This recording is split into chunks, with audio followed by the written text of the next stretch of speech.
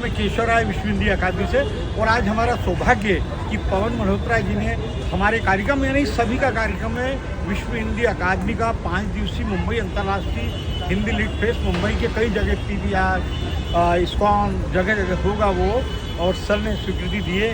एक दिन आएंगे, सर को विश्व हिंदी अकादमी सम्मानित किया जाएगा। और सर ने जो हिंदी की सेवा की है, मतलब हिंदी सिनेमा से अंतर्राष्ट्रीय स्तर पर जो अपनी कला का सशक्त कला से जो लोगों को प्रेरणा दी, नई पीढ़ी भी आज से प्रेरित हो रही है। यहाँ पर जितने भी लोग आ रहे जा रहे हैं, सारे फोटोग्राफ दे रहे हैं। तो सर धन्यवाद, आपने स्वीकृति दी है। नहीं, मैं देखिए चीज़ कहना चाहता हूँ, मेरी तो कोई भी भाषा अच्छी नहीं है। हिंदी, पंजाबी, अंग्रेज़ी, उर्दू कोई अच्छी नहीं है। उसकी वजह है कि जिस तरह से हम यहाँ पर भाषाएं बोलते हैं, जो कि एक स्ट्रेंथ भी है, अच्छा भी है, लेकिन जब हम हिंदी कहते हैं उसमें उर्दू के बहुत सारे शब्द आते हैं जो रोज़मर्रा में हमें आदत पड़ गई है।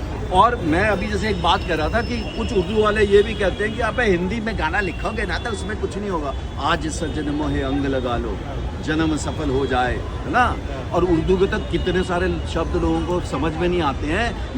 ये शायरों ने, जिन्होंने अपने यहाँ स्टैम्प भी लगा ली ना कि वो सेकुलर हैं और फलाने, मुझे है नहीं, उन्होंने अपना उर्दू आगे और बड़ा शुरू हो गया मुशायरे में बैठना। तो ये बात, और हिंदी में जब कोई हिंदी में अगर कोई स्क्रिप्ट लिख के देता है ना, तो आजकल के वो लोग ना वैसे ही उठा के साइड में फेंक देते। और ये हमें आज मालूम पड़ा कि जैसे कि जो देवनागरी में जो स्क्रिप्ट जो मांगी जाती थी, अमिताभ बच्चन, आशुतोष राणा और मनोज वाजपेयी, आज पवन जी ने कहा कि भाई मैं देवनागरी में लेता हूँ।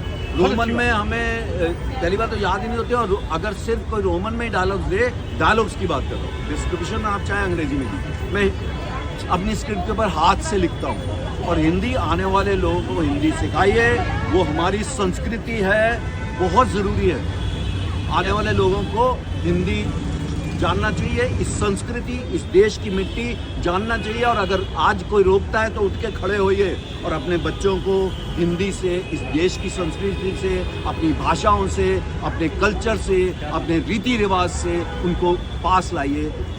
हम दूर हो गए, हमसे वाली पहली जनरेशन और दूर हुई, हमारे दादा दादी से पहले और दूर होती गई। अब इसको वापस लाना होगा, क्योंकि बहुत बड़ी स्ट्रेंथ है। हमारे जो रीति रिवाज भी है ना, उसमें साइंस है।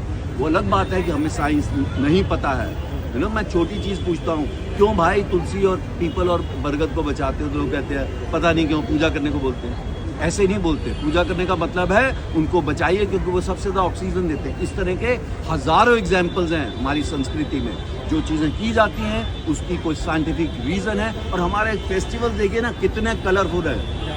और खड़े हो जाइए, अगर आपको आपका कोई फेस्टिवल नहीं मनाने देता है तो आप भी तैयारी से रहिए। वो आता है सामने से तो आप भी सामने जाइए। अपनी भाषा, अपनी संस्कृति, अपने फेस्टिवल्स को बचाइए। खड़े होइए, वक्त आ गया, खड़े होइए। आज नहीं खड़े होंगे तो धरोहर बचेगी नहीं। जय हिंद, वंदे मातरम, नमस्कार।